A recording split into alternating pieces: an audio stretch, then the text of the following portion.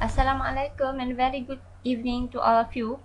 So this is the last chapter of BGIB 3143 on chapter 12 in e-commerce 2012 books. Okay, so that is chapter 8, the last chapter according to our syllabus. It is about e-commerce strategy, globalization and SMEs.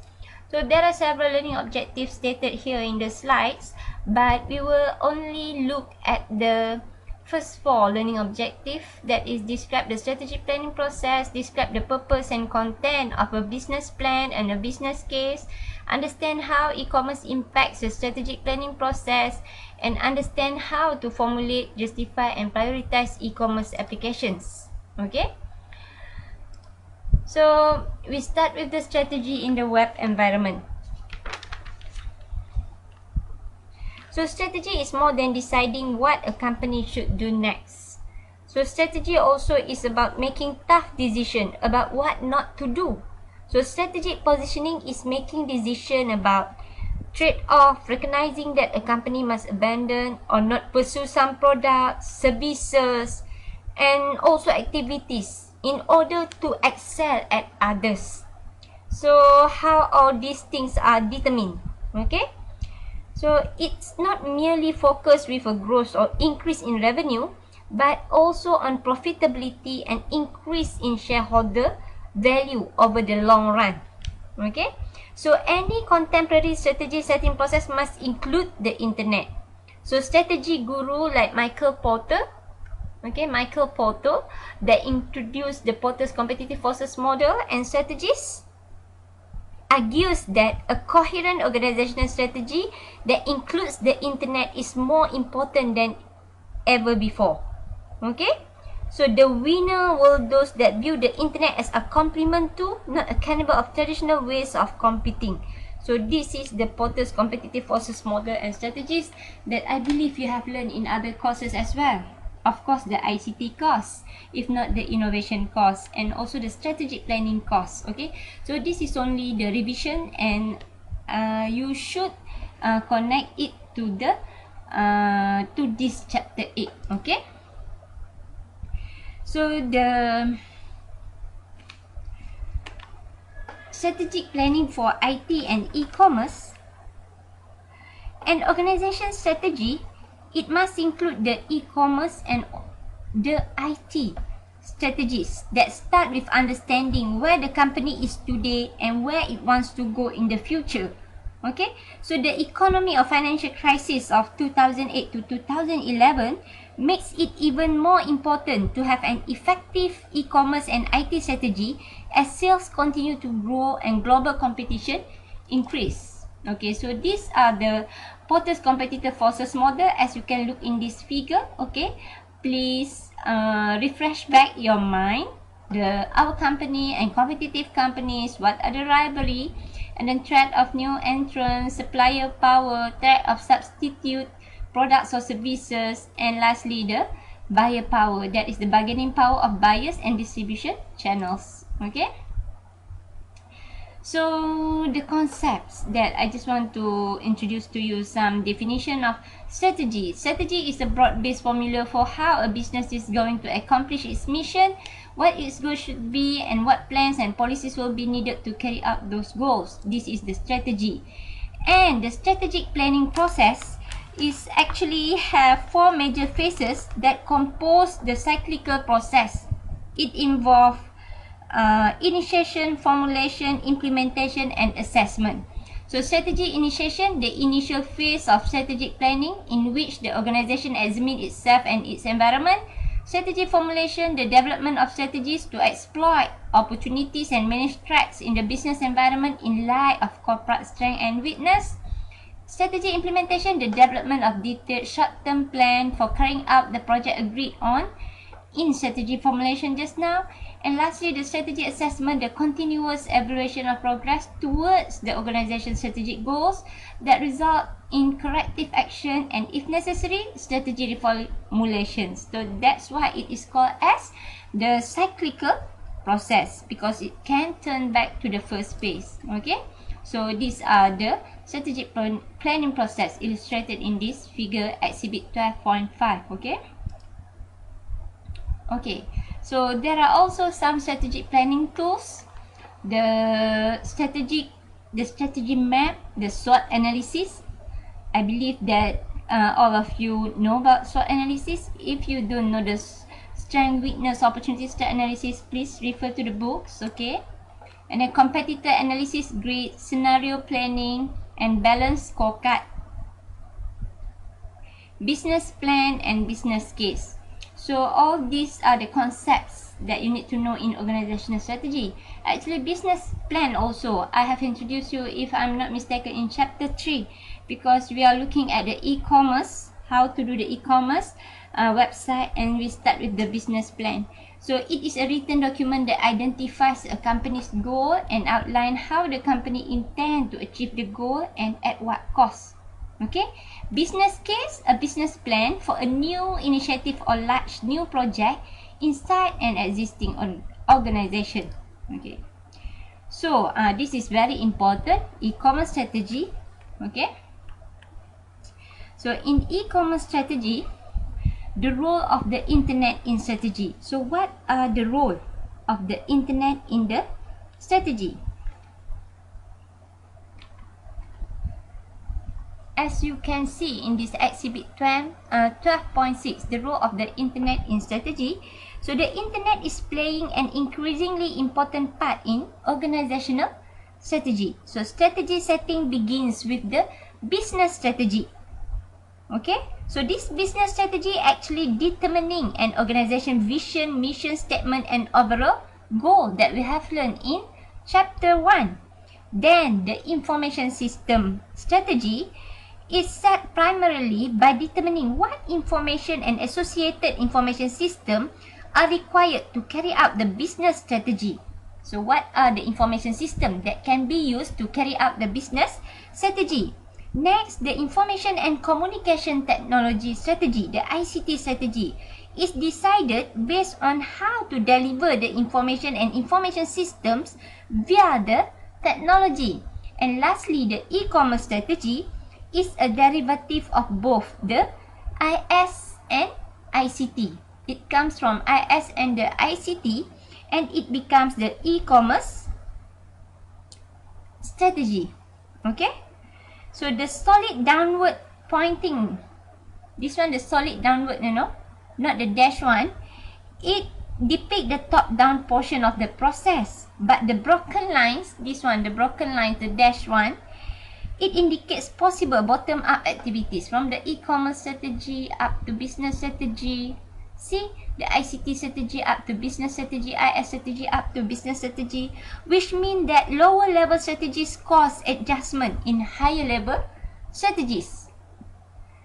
So, based on this figure, I can say that the internet impacts all level of organizational strategy setting. Okay? So, business strategies. So, in business strategy, there are the people who involved with. We call it as business strategists. So, business strategists need to consider the internet's role in creating or innovating products, in product and service delivery, in supplier and customer relationship, and its impact on competition in the marketplace. So, generally, the strategic planners need to view the internet as a complement to traditional ways of competing, not as a source of competitive advantage in and of itself. Okay? So the IS strategists, the people who involved in IS strategy, we call it as IS strategists. So need to consider the internet as a tool for collecting information and distributing it to where it is required. Whereas the ICT planners in ICT strategy need to plan the integration of the internet-based technologies into the existing ICT infrastructure that the company has. Okay?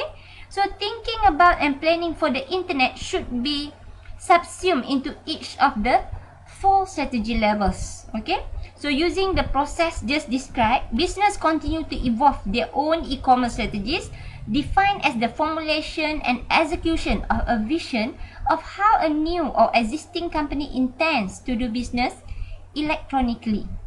Okay, so this the role of internet in strategy is very important for you to understand. Okay, please read the books, okay, to explain, okay, what are the people in every level of this think about, okay, in order to implement the e-commerce in the organization. Okay, okay, so e-commerce strategy initiation. So there are several issues in e-strategy: the first mover advantage, the managing channel conflict, separating online and offline operations, and also brand independence.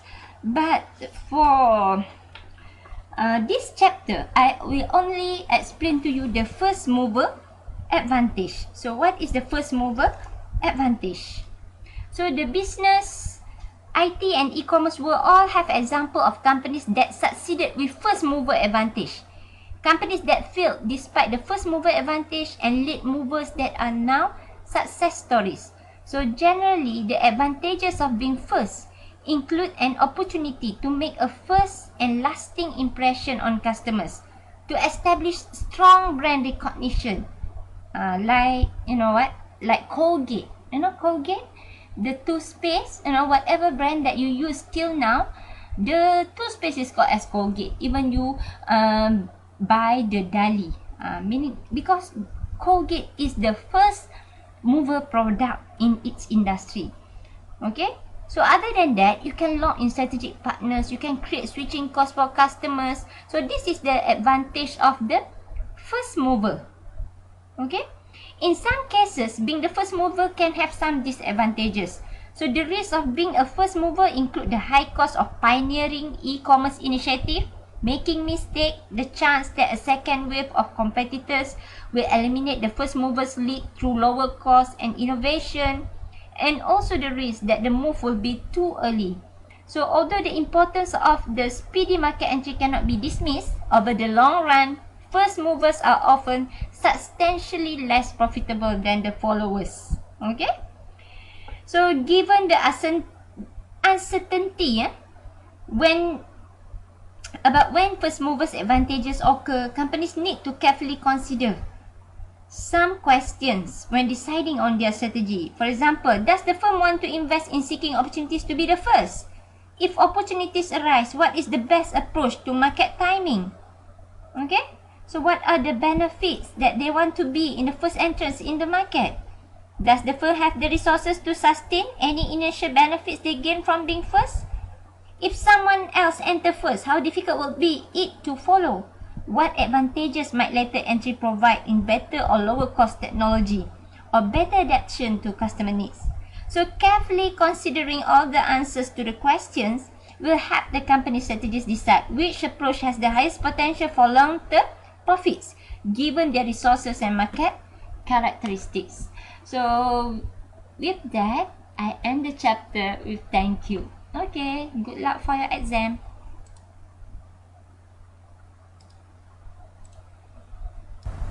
Assalamualaikum and good afternoon. So now, online lecture for chapter 7, electronic commerce payment system. So there are several learning objectives here.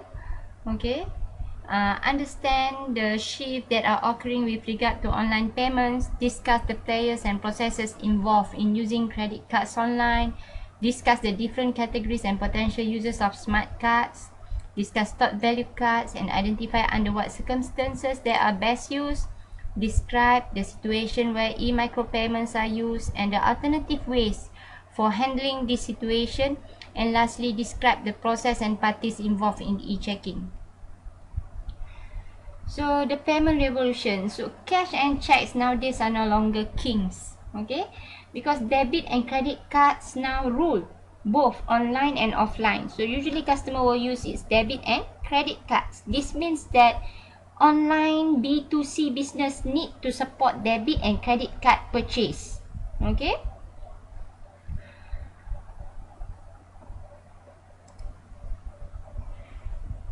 So payment cards.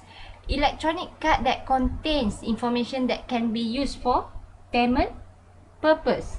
So the processing of online card payment is essentially the same as it is for brick and mortar stores, and it involves essentially the same players and the same system, whether they use a credit card, charge card or debit cards.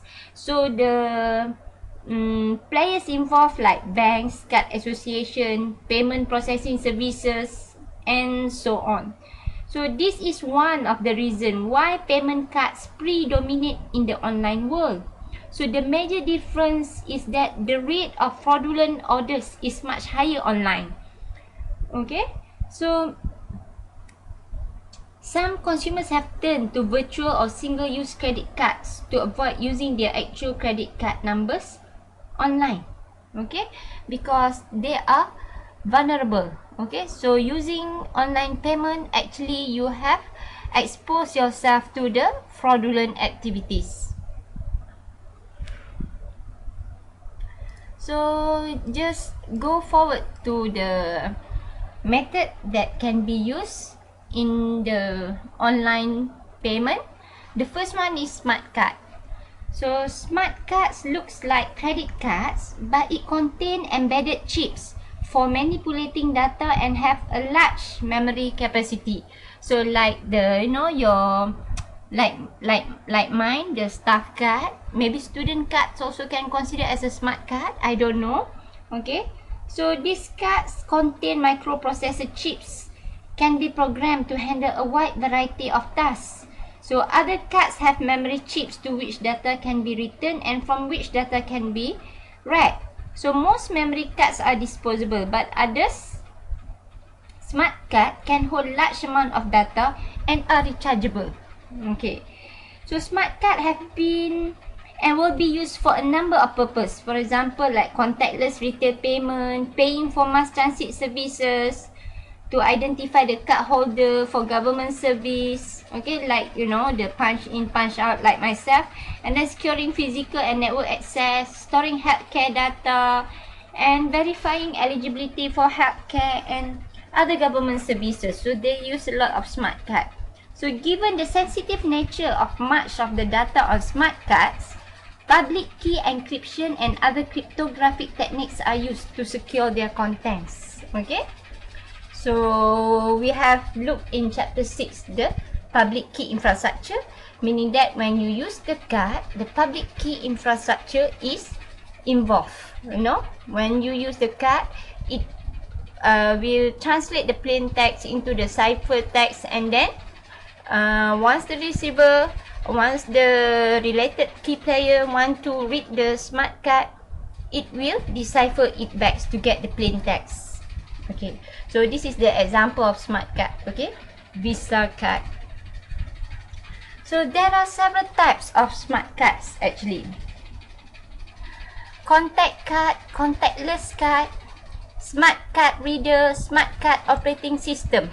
Okay, and the application of smart cards used to retail purchase or for the transit fares. Okay, and then the next one is stored value cards.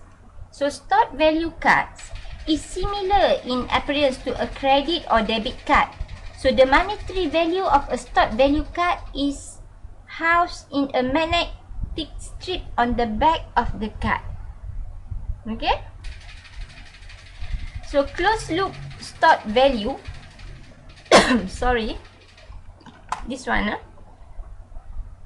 because it have two types. Closed loop stored value are issued for a single purpose by a specific merchant. For example, like Starbucks gift card. In contrast, open loop stored value cards are more like standard credit or debit card and can be used for multiple purposes. For example, payroll card. So those segments of the population without credit card or bank account, for example, like people with low income, young adults, senior and minorities, are spurring the substantial growth of the stored value cards. They use this type of card. Okay, and the next one is e-micropayments. So e-micropayments is small online payments, typically under $10. Okay, so when an item or service being sold online, and the cost less than $5, for example, credit cards are too costly for sellers. So a number of other e-payment systems have been introduced to handle this micro-payment situation. So for the most part, they have failed, but that's the evidence indicates that consumers are interested in using their credit and debit cards for small value online purchase. For example, you want to buy songs on iTunes, online games, ringtone sales.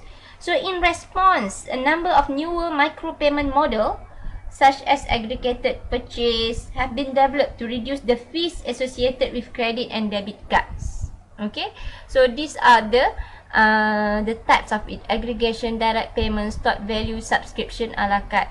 So you can read it by yourself in the books. Okay, so for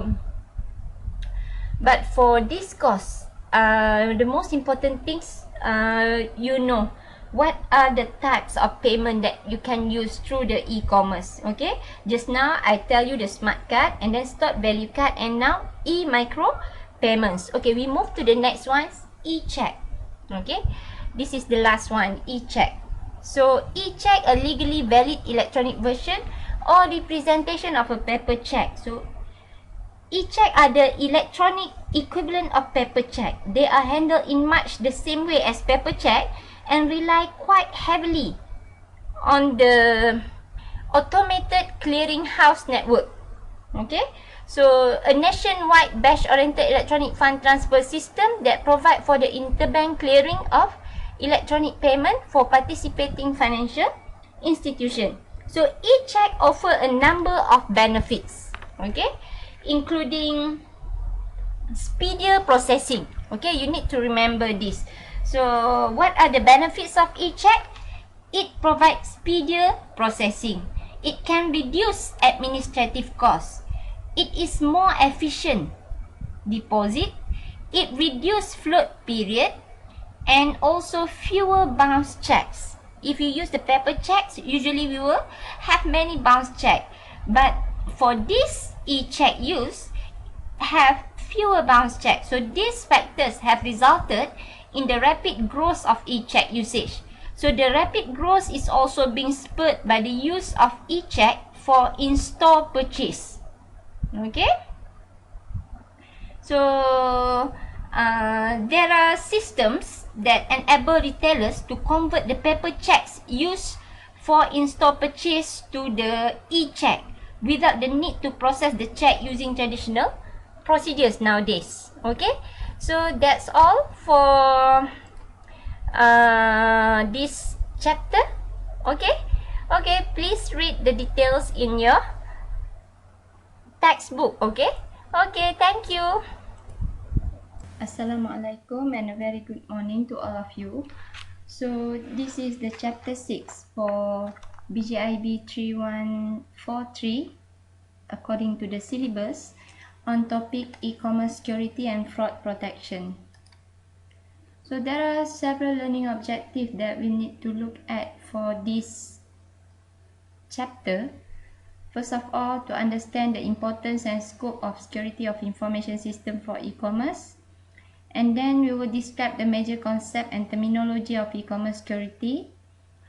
Learn about the major e-commerce security threats, vulnerabilities and technical attacks. And then understand internet fraud, phishing and spam. Describe the information assurance security principles. Identify and assess major technology and method for securing e-commerce access and communication. Describe the major technology for protection of e-commerce network. And then describe various types of control and special defense mechanism. Describe consumer and seller protection from fraud. And lastly, describe the role of business continuity and disaster recovery planning. So, what is information security? Information security is about protecting information and information system from unauthorized access, use, disclosure, disruption, modification, perusal, inspection, recording or destruction. So this is the information security, because e-commerce, in our e-commerce system, there's a lot of information that we need to protect So that's why the security of the information is very important. So what is e-commerce security? So when the computer security itself refers to the protection of data, network, computer programs, computer power, or other elements of computerized information system that we have learned before this. Okay, so the attack and defense of computers can affect not only individual but also the organizations that involved in the e-commerce. So computer security aims to prevent or at least to minimize the attacks, okay, because we cannot prevent it 100%, but at least we can minimize the attack.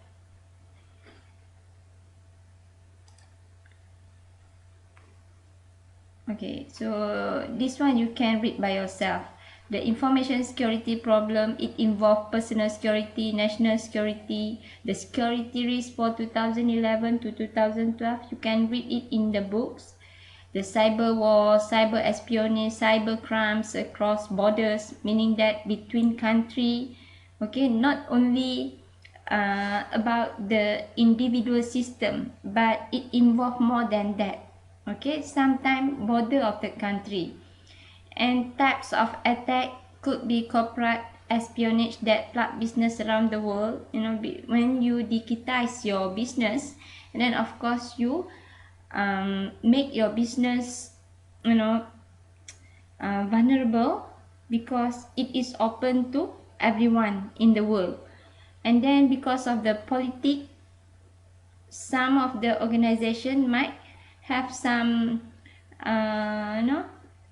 some effect because of the politic reason. Okay, so they want to go into your system to gain the information so that they can use the information for the political reason. So these are major e-commerce security management concern for 2012 in descending order of importance. Okay, in descending order, meaning that the most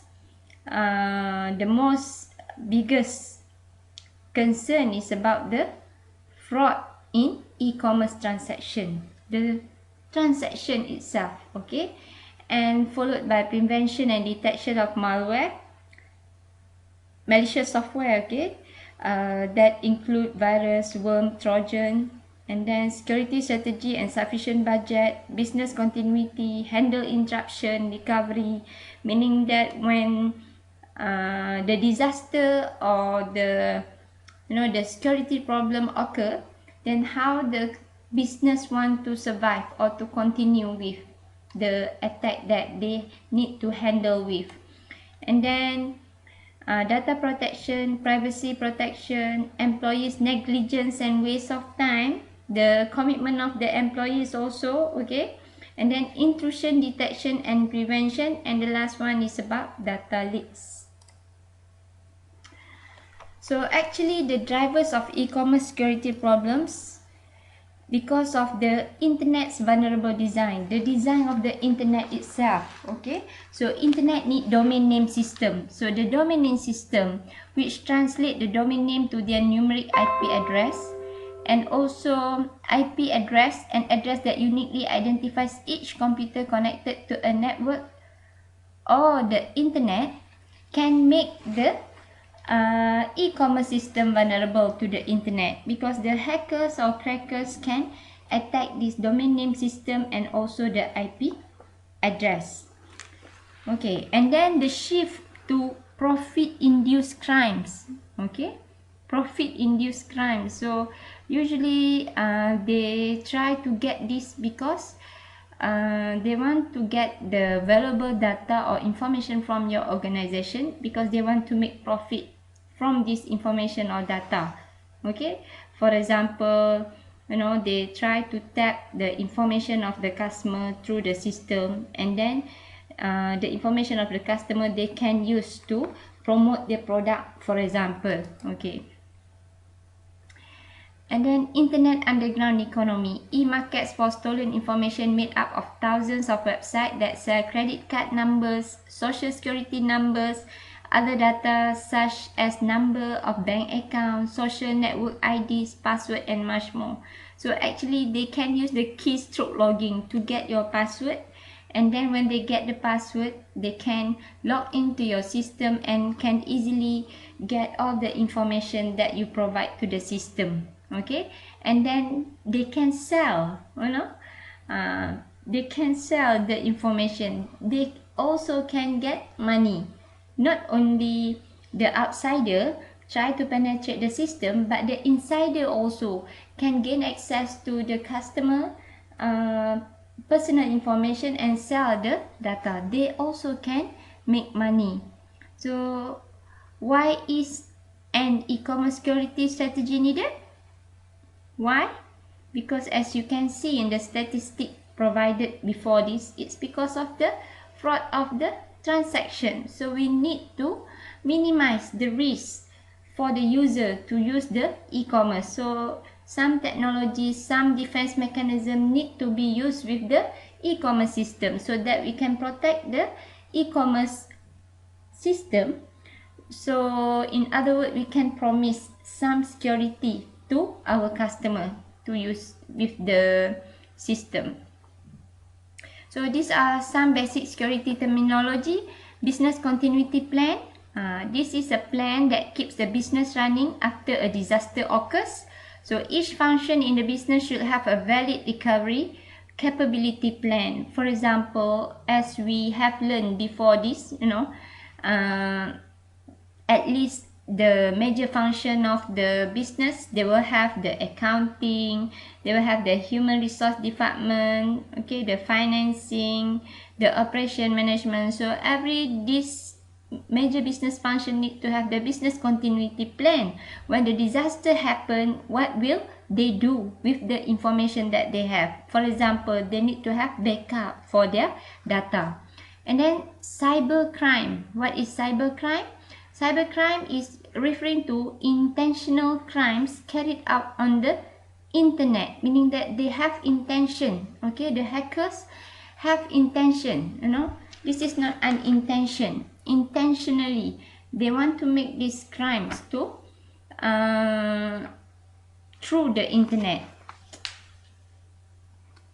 The next one is cybercriminal. Cybercriminal is referring to a person who intentionally carries out crimes over the internet. In other words, the cybercriminal will do the cybercrime. And then what is exposure? Exposure is the estimated cost, loss or damage that can result if a threat exploits a vulnerability. Fraud. What is fraud? Any business activity that use deceitful practices or devices to deprive another of property or other rights. Fraud, okay, tipu. Malware, malicious software, a generic term for malicious software. So we use it as malware in short, but it is actually the shortened form from malicious software. And then phishing. What is phishing? A crimeware technique to steal the identity of a target company to get the identities of its customers. This is phishing. So software technique used by the criminal people to steal the identity of target company to get identity of its customer. This one we call it as phishing. Risk, the probability that a vulnerability will be known and used. And then social engineering, a type of non-technical attack that use some rule to trick users into revealing information or performing an action that compromise a computer or network. And then spam, I think we familiar with this spam, our email flooded with spam. So spam is the electronic equivalent of junk mail. And then vulnerability. Vulnerability term also most frequently used when we are talking about the security in computer. Vulnerability is the weakness in software or other mechanism that threatens the confidentiality, integrity or availability of an asset. Okay, so this is the vulnerability, the weakness in the software. And then zombies. What is zombies? Okay, zombies here in computer security means the computers infected with malware that are under the control of a spammer, hacker, or other criminal. So this one is called as zombies. Okay, so this is the e-commerce security battleground. So these are the attackers method. Some of the attack is intentionally done, unintentionally done, natural disaster, malfunction, or human errors. So the target of all these attacks are to target the computer or information system through the hardware, software, procedure, email, equipment, and network. Or sometimes they want to target the people actually. Okay, so they try to destroy all this computer system in order to destroy the people. And what are the defense that can be used by the hardware, software, procedures, email, equipment, network, or people? They can use several methods to protect the target of the target or the vulnerability of the target. Usually they can use the technical defense and non-technical defense, so we will look after this. Okay, so before we proceed, you need to differentiate between hacker and cracker. Hacker is someone who gains unauthorized access to a computer system, and cracker is a malicious hacker such as Maxwell in the opening case. If you read the books E-commerce 2012, who may represent a serious problem for a corporation. So in other words, cracker is more dangerous compared to hacker, okay? Because they have bad intention from the very beginning.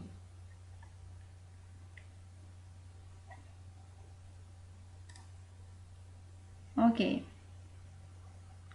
so these are the e-commerce security requirements. Okay, so when we are dealing with the e-commerce, we need to have some security requirements like authentication, process to verify the real identity of an individual computer program, or e-commerce website, and then authorization, process of determining what the authenticated entity is allowed to access and what operation it is allowed to perform, and then in terms of auditing the data, availability of the data, and non-repudiation, assuring that online customers or trading partners cannot falsely deny their purchase or transaction. So you need to you need to make sure that the customer is seriously with the transaction that they want to proceed. So these are the defender strategy and methods. Okay, you can read it by yourself. Okay, now this one is important, technical attack methods. Okay, as I mentioned before, there are two types of strategy. The technical attack, two types of defense, the technical and non-technical. So the same thing with the technical attack methods. Okay, with the attack methods, we have two, technical attack methods and non-technical attack methods. Okay, technical attack methods, from viruses to denial of service. So in these technical attack methods, we call it as technical attack methods where it involves malicious code, malicious software, virus, worms, and Trojan horse.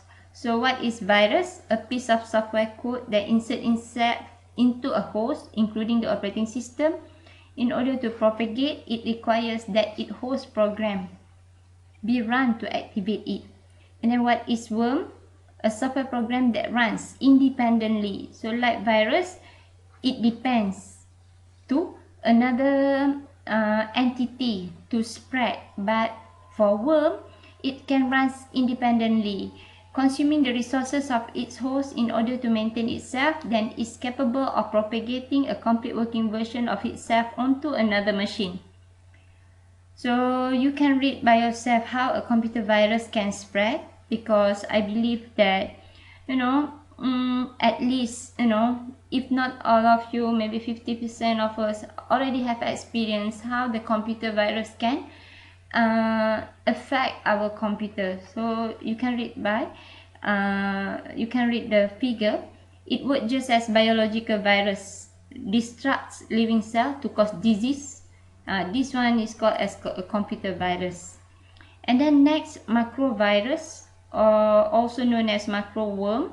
So macrovirus or macroworm is executed when the application object that contains the macro is open or a particular procedure is executed. Like when you open the Excel file, there's a macro file there. Once you open, so actually you will activate the macrovirus. And then Trojan horse, a program that appears to have a useful function but that contains a hidden function that presents a security risk. It looks like, for example, asks you once again to give or to input your password. Actually, it try to get, for the second time, it try to get your password and keep with the system. And then banking Trojan, a Trojan that comes to life when computer owners visit one of a number of online banking or e-commerce sites. Okay, so this one we call it as banking Trojan. Computer owner visit one of a number of online banking. This one is banking Trojan. Denial of service attack, an attack on a website in which an attacker used specialized software to send a flood of data packet to the target computer with the aim of overloading its resources. So the server will down, for example. Okay, denial of service attack. And then page hijacking. So this is very important. Page hijack. How to hijack page, not only to hijack the aeroplane. Creating a raw copy of popular website that shows content similar to the original to a web crawler. Once there, an unsuspecting user is redirected to malicious websites. So you go to you visit not the original one, but you are redirected to another malicious website, and you provide everything in the the malicious website, and everything, all the information is kept with them. Okay, so this is how they want to hijack the website.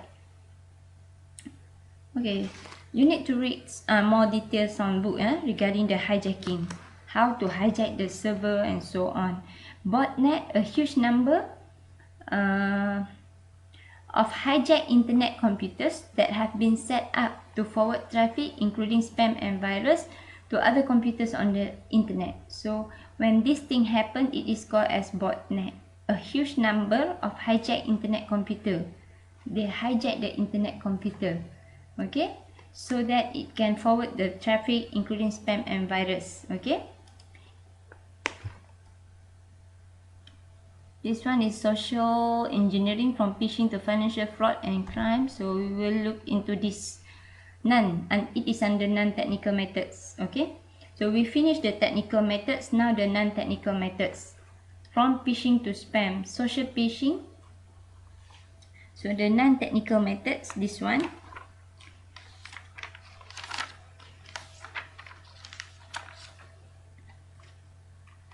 So a large variety of internet crime exists actually.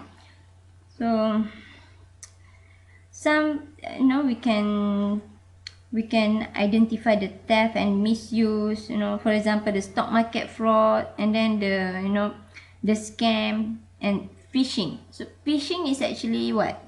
I already give you the definition just now. It is an attempt to get valuable information from people by masquerading as a trustworthy entity. So you pretend to be a trustworthy entity.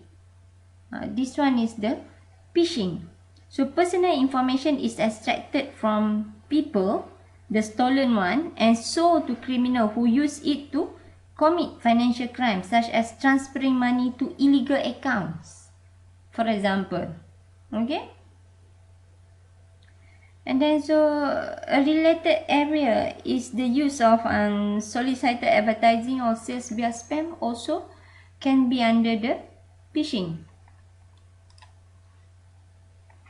How phishing is accomplished, you can read by yourself. The cyber bank robberies, this is another financial fraud. Okay, you don't have to rob the bank physically, but you can rob the banks in cyber world.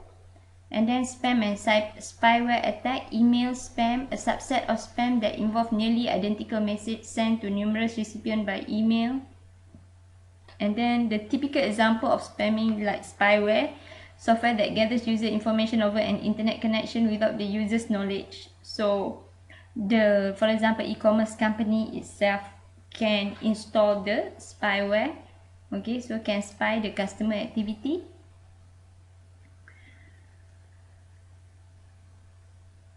And then social networking makes social engineering easy. So actually by using the social networking software, for example like Facebook, it makes the hackers work easy. How can you publish everything in the social network, and then you share everything in the social network, and you make yourself vulnerable to the hackers. So what is search engine spam? Page created deliberately to trick the search engine into offering inappropriate, redundant or poor quality search result. Search engine also, the hackers can spam. And then spam site, page that use technique that deliberately subvert a search engine algorithm to artificially inflate the page ranking. This one is the spam site, if you can still remember how the Google search engine, provide the result to the query that asking by the customer, they use the page ranking. So this spam site is relating to the page ranking technique. And then Splunk. Splunk is short for spam blog, a site created solely for marketing purpose. They want to make this blog, but this one is for the marketing purpose, not for the personal purpose. And then data breach, a security incident in which sensitive, protected or confidential data is copied, transmitted, viewed, stolen or used by an individual unauthorized to do so. So this is called as data breach. Okay, finish the technical attack methods and the non-technical attack methods. Please differentiate these two. Okay, now we are in the information assurance model and defense strategy. So for these parts, we only focus on defense 1 and defense 2. So the defense 1, access control, encryption and the PKI. What is PKI? PKI is the public key infrastructure. Okay, so in e-commerce, issues of communication among trading partners are paramount. E-commerce partners do not know, in many cases, their counterparts, so they need secured communication and trust building. So between the trading partner, or also not only between the customer, but also between the business and business. So trust starts with the authentication of the parties involved in a transaction, that is identifying the parties in a transaction along with the action that they can perform. Okay, so access control mechanism that determines who can legitimately use a network resource. So under the authentication, authorization and authentication, so authentication can be established with something one knows, for example like password, or something one has like a token, or something one posts. One possess like a fingerprint, the iris, and then the biometric system can confirm biometric system can confirm the person's identity. For example, like fingerprint scanner, iris scanner, facial recognition, voice recognition. So all these are example of biometric system. And then encryption and the one key or symmetric system. So a special encryption system for e-commerce is the PKI, the public key infrastructure.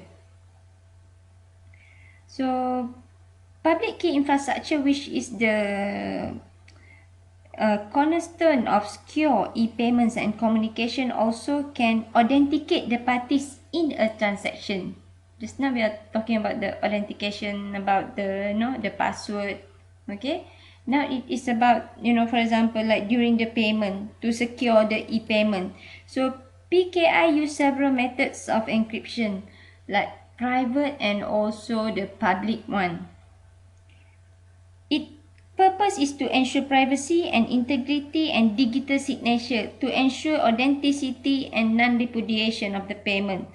So digital signature are themselves authenticated through a system of digital certificate issued by the certificate authorities. Okay.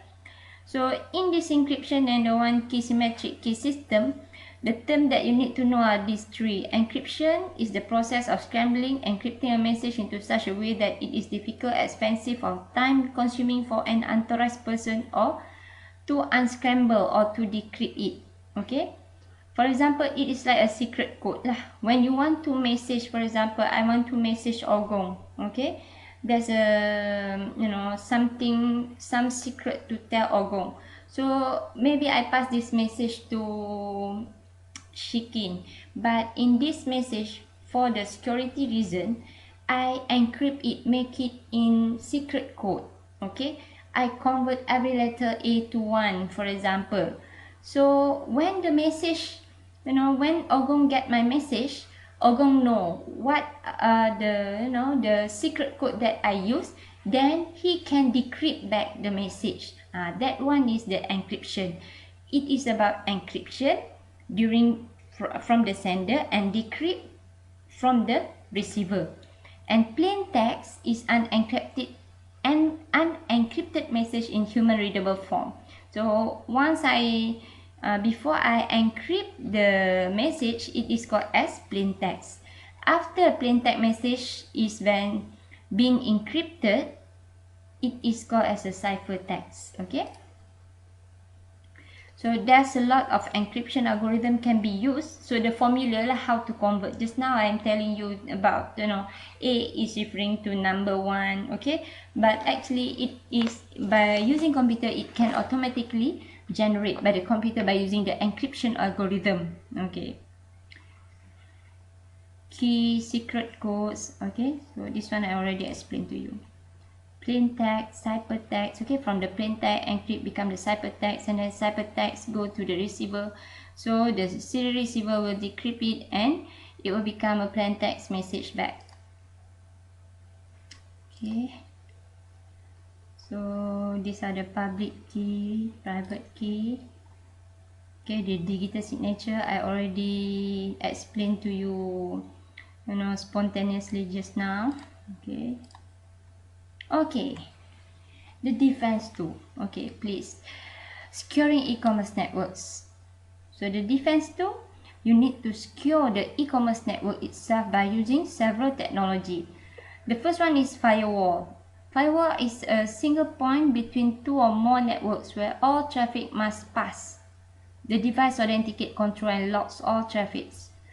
I hope you can still remember the video that I have shown you before this, the firewall that installed, before all the data packet go out from your company or comes into the other company. There will be a firewall use, okay, and it involved with the packet, okay.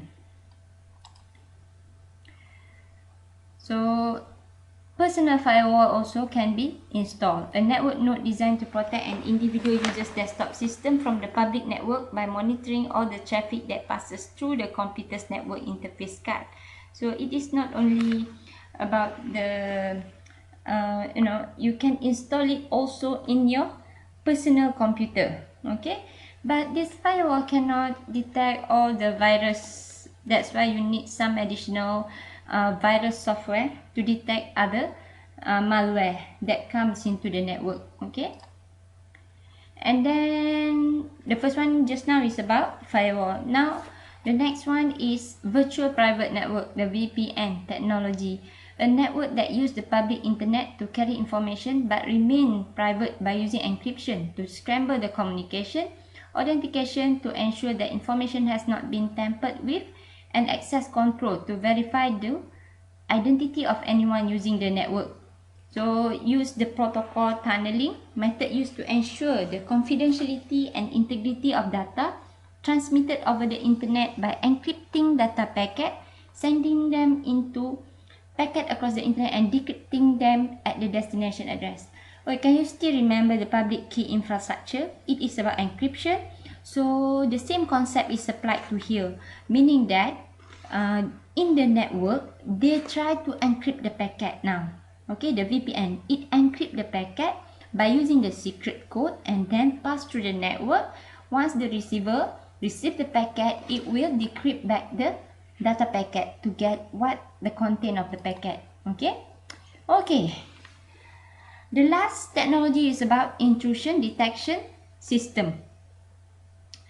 Intrusion detection system is a special category of software that can monitor activity across a network or on a host computer, watch for suspicious activity, and take automated action based on what it sees. It can deal with denial of service attack. Because denial of service attack try to flood the network or your computer with several packets, and then so this intrusion detection system already have some role, repository in the system. Then it can give you notification that this is the alarm that the denial of service attack will happen, for example. So actually there are three major types of intrusion detection system: audit logs, host-based intrusion detection system, and network-based intrusion detection system. So audit log show attempted login and system use. So audit log, it can show the login and system use. When you check the audit log in the intrusion detection system, you can see who was logged or who was used the system. Host-based, watch for unauthorized file change. Host-based, so you install the IDS in host, personal computer, so you know who tried to change file in the computer. Network-based, it examines the network traffics. So I think that's all for this chapter. So good luck for your exam. So till we continue to the next chapter, chapter 7.